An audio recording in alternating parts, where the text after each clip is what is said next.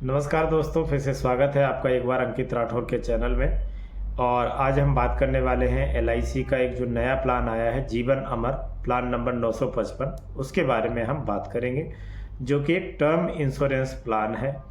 इसमें क्या है कि मैं आपको इसके बारे में सारी डिटेल्स बताऊंगा कि जीवन अमर प्लान क्या है, कैसे ये आपको कवर करता है और क्या इसकी डिटेल्स है।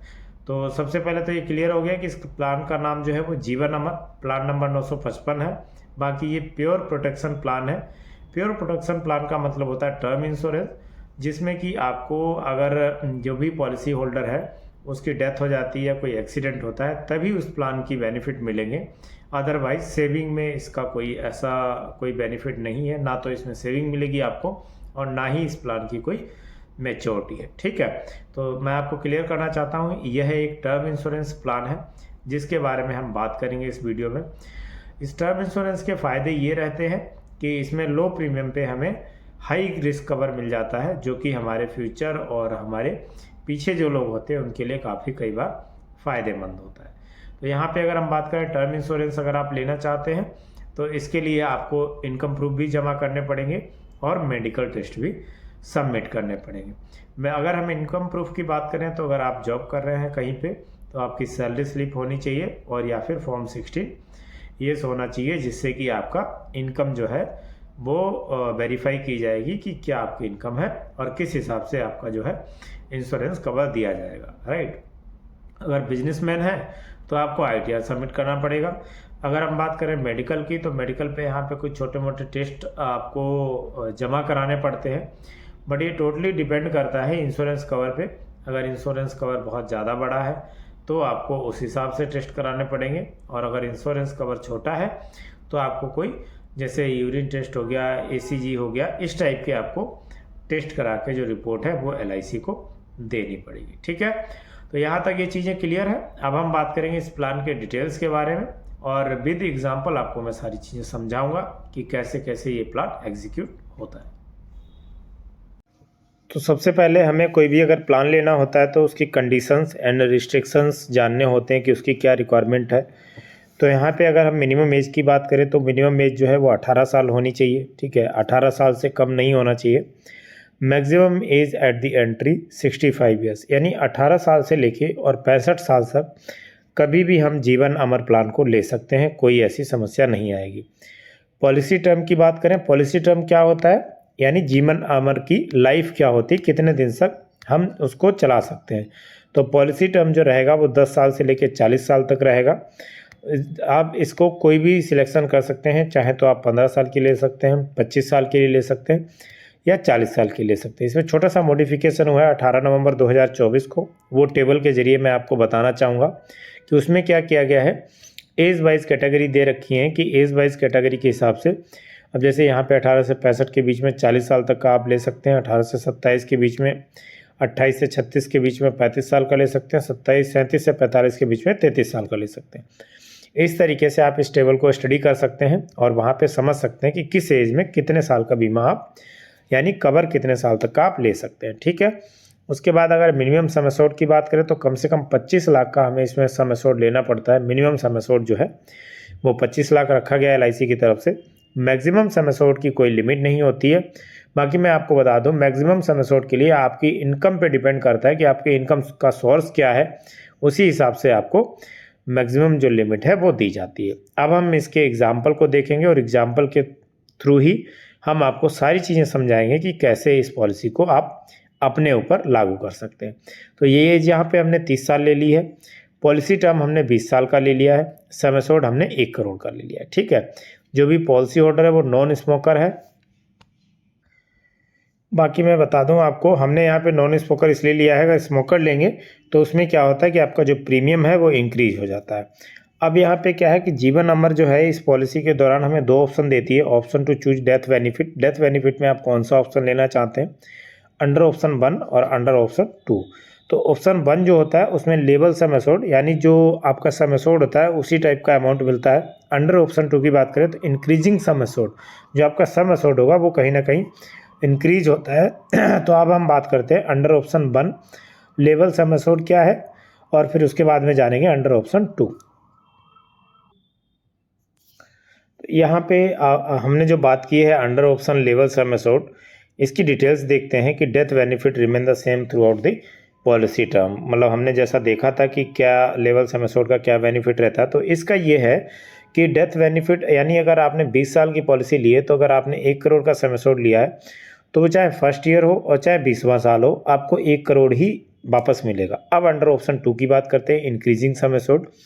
इसमें क्या डिफरेंट रहता है, इसमें देखो कहीं ना कहीं चेंजेस मिलेंगे आपको। मैं आपको यहाँ पे अभी डिटेल्स में बताऊंगा टेबल के साथ भी, बाकी मैं आपको बता रहा हूँ कि इसमें क्या करता है, पॉलिसी जो है वो आपके अमाउंट को बढ़ाता रहता है ना। तो इसमें फर्स्ट ईयर जो 5 साल होते हैं वो बेसिक सम एश्योर्ड ही रहेगा। जो भी आपने अमाउंट ले रखा है, जैसे 1 करोड़ ले रखा है तो वो 5 साल तक आपको 1 करोड़ ही रिटर्न मिलेगा। लेकिन 6 से लेके 15 साल तक एवरी ईयर 10% इंक्रीज होगा। तो जैसे छठे साल से 1 करोड़ 10 लाख हो रहा है, 1 करोड़ 20 लाख हो रहा है, 1 करोड़ 30 लाख हो रहा है, 15 साल तक आपका ये अमाउंट हो जाएगा 2 करोड़।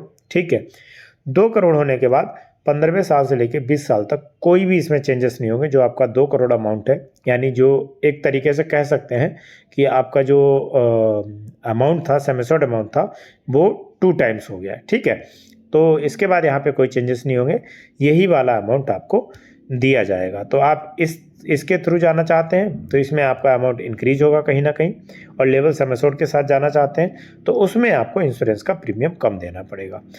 ऑप्शन 2 के साथ अगर जाएंगे तो इंश्योरेंस प्रीमियम बढ़ जाएगा, ऑप्शन 1 के साथ जाएंगे तो इंश्योरेंस प्रीमियम थोड़ा सा कम रहेगा। ठीक है, तो अब हम बात करते हैं प्रीमियम की, कि प्रीमियम किस तरीके से रहेगा। LIC ने यहाँ पे क्या किया है, प्रीमियम पेइंग टर्म, यानी आप पॉलिसी की प्रीमियम जो है वो कैसे पे करना चाहते हैं। तो यहाँ पे भी LIC ने आपको 3 ऑप्शन दिए हैं, यानी जीवन अमर प्लान जो है उसने यहाँ पे 3 ऑप्शन आपको दिए हैं। सिंगल प्रीमियम 1 टाइम पेमेंट, यानी एक बार में ही आपका जो भी सम एश्योर्ड अमाउंट है वो आप पे करना चाहते हैं, उसके बाद आपको कोई भी किसी टाइम पे भी पेमेंट करने की ज़रूरत नहीं है। रेगुलर प्रीमियम की अगर हम बात करें, same as a policy term, जैसे जो भी आपका पॉलिसी टर्म का ड्यूरेशन होगा 15 साल 20 साल, तो उसमें आप सम एश्योर्ड को आपने डिवाइड कर लीजिए। आप चाहें तो 6 महीने में पेमेंट कीजिए, चाहें तो ईयरली बेस पे पेमेंट कीजिए। इस तरीके से जो है आपका रेगुलर प्रीमियम पेमेंट जो है वो आप LIC को पे कर पाएंगे, है ना। दूसरा वाला ऑप्शन ये वाला है, यानी फर्स्ट ऑप्शन और 2 ऑप्शन आपको क्लियर होगा। थर्ड ऑप्शन की अगर हम बात करें, लिमिटेड प्रीमियम। लिमिटेड प्रीमियम क्या होता है कि इसमें अगर आप चाहते हैं कि आपका जो भी पॉलिसी टर्म है उसके लास्ट के 5 साल तक आपको पेमेंट ना करनी पड़े, लास्ट के 10 साल आपको पेमेंट ना करनी पड़े, तो इस चीज़ को हम कहते हैं लिमिटेड प्रीमियम। जैसे यहाँ पे मैंने दर्शाया आपको कि अगर आप 10 साल पॉलिसी के लास्ट है वो माइनस करना चाहते हैं, उसमें पेमेंट नहीं करना चाहते। अब हम बात करेंगे यहाँ पे लेवल सम एश्योर्ड और इंक्रीजिंग सम एश्योर्ड का प्रीमियम कैसे कैसे डिफरेंट होगा। यहाँ पे हमने क्या किया है, दोनों ऑप्शंस की टेबल ले ली है, लेवल सम एश्योर्ड और इंक्रीजिंग सम एश्योर्ड। तो जैसा आप देख सकते हैं, सिंगल प्रीमियम में अगर हम बात करें लेवल सम एश्योर्ड की, तो यहाँ पे 1,59,123 रुपये हमें जमा करना पड़ रहा है। वही अगर इंक्रीजिंग सम एश्योर्ड की बात करें तो 1,90,000 के करीब हमें अमाउंट जमा करना पड़ रहा है। ठीक है, तो ये जो कहीं ना कहीं डिफरेंट है, ये इसलिए है कि आपका जो लेवल सम एश्योर्ड में आपको रिटर्न मिलेगा डेथ बेनिफिट के हिसाब से, वो आपको आपका फिक्स रहेगा, जो भी आपका सम एश्योर्ड रहेगा वही मिलेगा। बट अगर इंक्रीजिंग सम एश्योर्ड की बात करें तो वहाँ पे क्या होता है, वहाँ पे आपका जो भी अमाउंट दिया जाएगा उसका छठे साल से 10% इंक्रीज होके मिलेगा। तो इस वजह से कहीं ना कहीं इंक्रीजिंग सम एश्योर्ड यानी ऑप्शन 2 में जो है आपका इंश्योरेंस प्रीमियम बढ़ जाएगा। ठीक है, तो एग्जाम्पल में हम देखेंगे, ऑप्शन 1 के साथ हम कंटिन्यू करेंगे। लेवल सम एश्योर्ड हमने यहाँ पे ऑप्शन ले लिया है।